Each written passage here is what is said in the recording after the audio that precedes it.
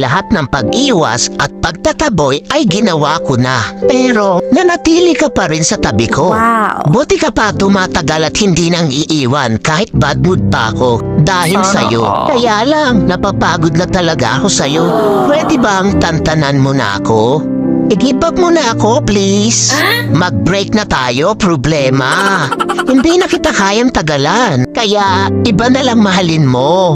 Mababaliw na ako kaiisip sa'yo. Pwede, ikaw na lang mag-isip sa akin.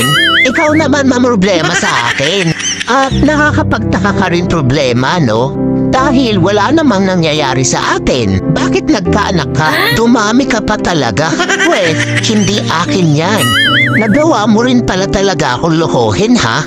P.S. Huwag mo na ako sundan o hanapin pa. Wala akong pananagutan sa'yo. Nagmamahal. Stress.